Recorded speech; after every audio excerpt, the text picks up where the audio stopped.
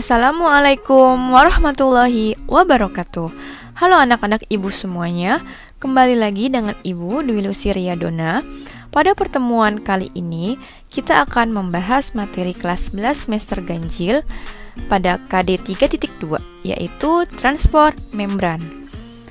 Video sebelumnya, Ibu sudah mendemonstrasikan praktikum sederhana tentang difusi dan osmosis, dan itu menjadi tugas kalian di rumah masing-masing. Pada materi ini, kita akan juga membahas hasil praktikum kalian kemarin, juga pembahasan materi dari transport membran itu sendiri. Transport membran ada pada KD 3.2, yaitu menganalisis berbagai bioproses dalam sel yang meliputi mekanisme transport membran, reproduksi, dan sintesis protein. IPK pada pertemuan kali ini adalah menjelaskan mekanisme difusi, osmosis, endositosis, dan eksositosis, dan menganalisis perbedaan mekanisme transport membran secara aktif dan pasif. Transportasi zat dalam sel melalui membran plasma memiliki beberapa tujuan, antara lain memasukkan gula, asam amino, dan nutrien lain yang diperlukan oleh sel, memasukkan oksigen dan mengeluarkan karbon dioksida pada proses respirasi sel, mengatur konsentrasi ion anorganik di dalam sel seperti natrium, kalium, kalsium, dan klorida, membuang sisa-sisa metabolisme yang bersifat racun, menjaga kestabilan pH, dan menjaga konsentrasi suatu zat untuk mendukung kerja enzim. Oleh karena itu, transportasi zat tidak lepas dari peran penting membran plasma atau membran sel. Membran plasma adalah tepi kehidupan, perbatasan yang memisahkan sel hidup dari lingkungan sekelilingnya. Lapisan luar biasa yang tebalnya hanya 8 nanometer ini mengontrol lalu lintas keluar masuk sel yang diselubunginya. Seperti semua membran biologis, membran plasma menunjukkan permeabilitas selektif atau selektif permeable, artinya memungkinkan beberapa zat untuk menembus membran tersebut secara lebih mudah daripada zat-zat yang lain. Lipid dan protein adalah bahan penyusun utama membran, walaupun karbohidrat juga penting. Lipid yang paling melimpah di sebagian besar membran adalah fosfolipid. Fosfolipid adalah molekul amfipatik yang berarti memiliki wilayah hidrofilik dan hidrofobik sekaligus. Seperti yang kita lihat pada gambar, struktur membran plasma terdiri dari dua lapisan ganda fosfolipid atau fosfolipid bilayer. Seperti yang terlihat pada gambar, fosfolipid terdiri dari kepala dan ekor, di mana kepala bersifat hidrofilik sementara ekor bersifat hidrofobik. Oleh karena itu, susunan molekuler dari membran plasma melindungi ekor yang bersifat hidrofobik dari air dan memaparkan kepala yang bersifat hidrofilik ke air. Kemudian, ada dua populasi utama protein membran, yaitu protein integral dan protein periferal. Protein integral menembus inti hidrofobik lapisan ganda lipid. Sementara protein periferal atau protein tepi tidak tertanam dalam lapisan ganda lipid sama sekali, melainkan berupa embelan yang terikat longgar ke permukaan membran dan seringkali ke bagian protein integral yang menjulur keluar. Karbohidrat pada membran biasanya merupakan rantai pendek bercabang yang tersusun kurang dari 15 unit gula. Sebagian di antaranya berikatan kovalen dengan lipid membentuk molekul yang disebut glikolipid. Akan tetapi, sebagian besar karbohidrat berikatan kovalen dengan protein membentuk glikoprotein. Sel mengenali sel lain dengan cara berikatan dengan molekul permukaan, seringkali berupa karbohidrat pada membran plasma. Pengenalan sel dengan sel juga menjadi dasar penolakan sel asing oleh sistem kekebalan tubuh kita. Oleh karena itu, peran karbohidrat pada membran sel bersifat krusial bagi fungsi organisme. Baiklah, kita lanjut membahas mengenai dua jenis transport membran, Yang pertama yang akan kita pelajari adalah transport pasif. Transport pasif merupakan transportasi sel yang dilakukan melalui membran tanpa membutuhkan energi. Transport pasif terjadi karena adanya perbedaan konsentrasi antara zat yang berada di dalam sel dengan zat yang berada di luar sel. Transport pasif itu sendiri terdiri dari 3 jenis. Yang pertama adalah difusi, yang kedua difusi terfasilitasi, dan yang ketiga adalah osmosis. Baiklah, kita lanjut membahas jenis transport pasif yang pertama, yaitu difusi. Difusi adalah proses pergerakan partikel, molekul, ion, gas, atau cairan dari konsentrasi tinggi ke konsentrasi yang lebih rendah hingga tercapai suatu keseimbangan. Atau dapat dikatakan perpindahan zat terlarut dari hipertonis ke hipotonis. Difusi yang dilakukan oleh sel hidup, contohnya adalah peristiwa masuknya oksigen dan keluarnya karbon dioksida pada respirasi sel. Aturan sederhana difusi. Jika tidak ada gaya lain, suatu zat akan berdifusi dari tempat yang konsentrasinya lebih tinggi ke tempat yang konsentrasinya lebih rendah. Dengan kata lain, zat apapun akan berdifusi menuruni gradien konsentrasinya. Setiap zat berdifusi menuruni gradien konsentrasinya sendiri, tidak terpengaruh oleh perbedaan konsentrasi zat-zat lain. Nah, pada hasil praktikum difusi minggu lalu, kalian sudah mencoba memasukkan sirup yang bersifat hipertonis ke dalam air yang sifatnya hipotonis. Lama-kelamaan, sirup dan air akan larut merata dan menuju keseimbangan. Walaupun tidak dibantu dengan adukan, sirup tersebut akan larut. Namun, biasanya jika berada di air yang lebih dingin, dia lebih lama larutnya, sehingga kita akan membantunya dengan mengaduk untuk mempercepat proses difusi. Jika dimasukkan ke dalam air yang panas, difusi akan berlangsung lebih cepat. Oleh karena itu, suhu juga mempengaruhi proses difusi. Berikutnya, jenis transfer pasif yang kedua yaitu difusi terfasilitasi. Difusi ini dapat dipermudah oleh protein spesifik yang membentuk saluran protein dan protein transport pada membran sel. Kita bahas yang pertama dulu ya, yaitu protein saluran. Protein saluran hanya menyediakan koridor yang dapat dilalui oleh molekul atau ion spesifik untuk menyeberangi membran. Saluran hidrofilik yang disediakan protein ini dapat membantu molekul air atau ion kecil untuk mengalir dengan amat cepat dari satu sisi membran ke sisi lainnya. Molekul-molekul nonpolar, misalnya hidrokarbon, karbon dioksida, dan oksigen yang bersifat hidrofobik, dapat larut dalam lapisan ganda lipid membran dan melintas dengan mudah tanpa bantuan protein membran. Akan tetapi, ion hidrofobik membran menghalangi ion dan molekul polar yang bersifat hidrofilik untuk melintas langsung melalui membran, misalnya glukosa dan gula. Bahkan air, molekul polar yang amat kecil, tidak bisa menyeberang terlalu cepat. Aquaporin banyak terdapat pada sel tumbuhan dan sel hewan seperti sel darah merah dan sel ginjal. Yang kedua adalah difusi yang dipermudah oleh protein transport.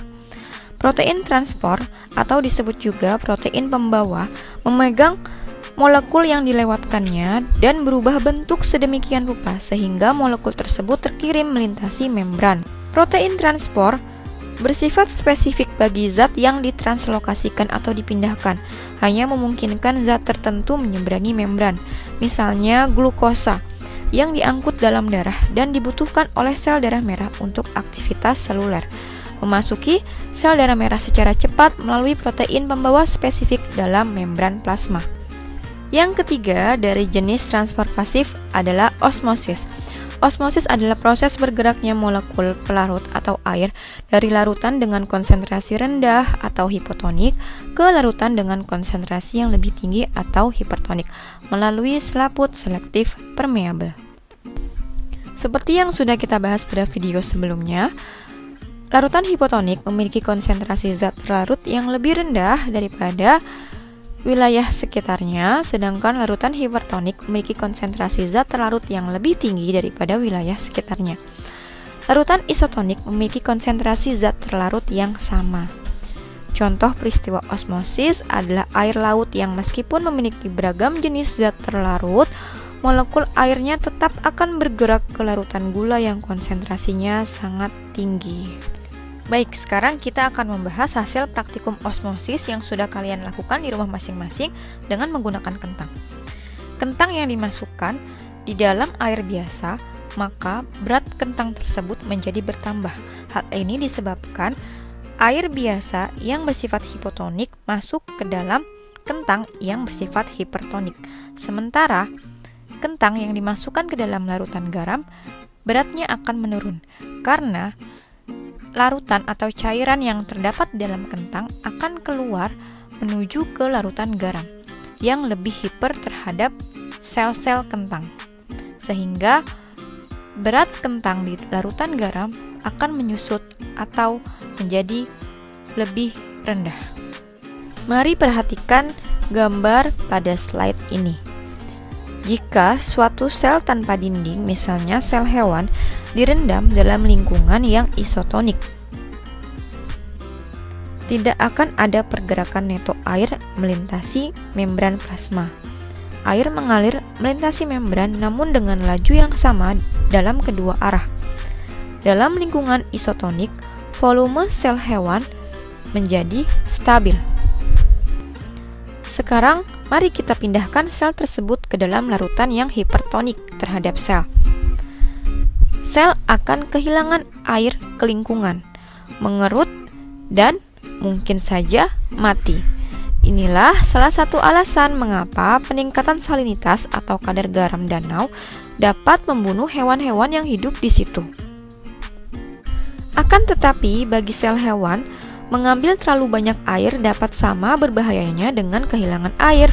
Jika kita menempatkan sel dalam larutan yang hipotonik terhadap sel, air akan memasuki sel lebih cepat daripada keluar dari sel, dan sel akan membengkak serta lisis atau meletus, seperti balon air yang kepenuhan. Sekarang coba perhatikan gambar dari sel tumbuhan yang direndam dalam larutan hipotonik, isotonik, dan hipertonik.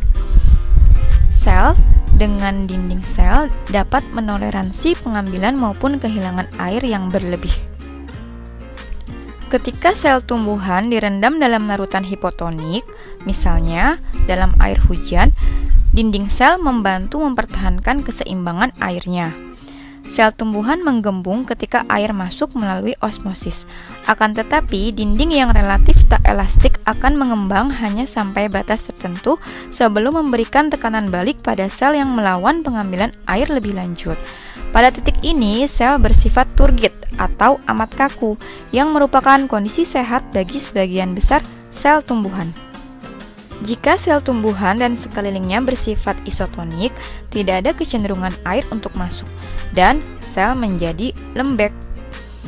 Akan tetapi, dinding sel tidak memberikan keuntungan jika sel direndam dalam lingkungan hipertonik. Pada kasus ini, sel tumbuhan seperti sel hewan akan kehilangan air ke lingkungan dan menyusut. Ketika sel tumbuhan mengerut, membran plasmanya terlepas dari dinding. Fenomena ini kita kenal sebagai plasmolisis, yang menyebabkan tumbuhan menjadi layu dan kemudian mati. Baiklah, kita lanjut ke jenis transport membran yang kedua, yaitu transport aktif. Transport aktif adalah transport zat melalui membran yang melawan gradien konsentrasi dari konsentrasi rendah ke konsentrasi yang lebih tinggi sehingga memerlukan energi. Energi yang diperlukan berupa ATP. Kerja dibutuhkan untuk memompa zat terlarut melintasi membran melawan gradien konsentrasinya. Sel harus menggunakan energi. Oleh karena itu, tipe lalu lintas membran ini disebut transport aktif. Semua protein transport yang menggerakkan zat terlarut melawan gradien konsentrasi merupakan protein pembawa, bukan protein saluran. Ada 3 jenis transport aktif. Yang pertama, pompa ion, yang kedua, kotransport, dan yang ketiga, endositosis dan eksositosis. Oke, kita lanjut ke jenis transport aktif yang pertama, yaitu pompa ion. Pompa ion adalah transport ion melalui membran dengan cara melakukan pertukaran ion dari dalam sel dengan ion di luar sel. Untuk melakukan pompa ion, kita memerlukan energi berupa ATP. Salah satu cara ATP dapat menyuplai tenaga bagi transport aktif seperti pompa ion ini adalah dengan mentransfer gugus fosfat terminalnya secara langsung ke protein transport. Ini dapat menginduksi protein agar berubah bentuk sedemikian rupa, sehingga mentranslokasi zat terlarut yang terikat ke protein sehingga dapat melintasi membran. Pompa ion atau pompa natrium-kalium mempertukarkan natrium dengan kalium melintasi membran plasma sel hewan. Sel hewan memiliki konsentrasi ion kalium yang jauh lebih tinggi dan konsentrasi ion natrium yang jauh lebih rendah. Membran plasma membantu mempertahankan gradien curam ini dengan memompa natrium keluar sel dan kalium ke dalam sel. Coba perhatikan diagram pompa ion berikut. Pada gambar yang pertama, natrium pada sitoplasma berikatan dengan pompa natrium kalium. Afinitas terhadap natrium tinggi saat protein berbentuk seperti ini. Pada gambar yang kedua, pengikatan natrium merangsang fosforilasi atau penambahan gugus fosfat protein oleh ATP. Pada gambar yang ketiga, fosforilasi menyebabkan protein berubah bentuk sehingga afinitasnya terhadap natrium menurun yang dilepaskan ke sebelah luar. Selanjutnya, pada gambar keempat, bentuk baru protein memiliki afinitas yang tinggi terhadap kalium yang berikatan ke sisi ekstraseluler dan memicu pelepasan gugus fosfat. Selanjutnya, pada gambar kelima, hilangnya fosfat mengembalikan bentuk awal protein yang memiliki afinitas lebih rendah terhadap kalium.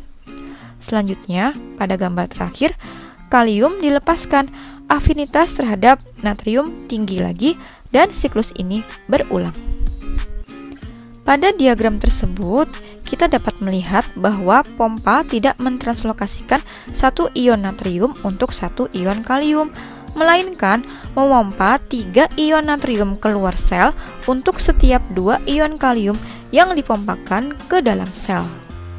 Setiap satu pemompaan terdapat transfer neto satu muatan positif dari sitoplasma ke cairan ekstraseluler, proses yang menyimpan energi sebagai voltase.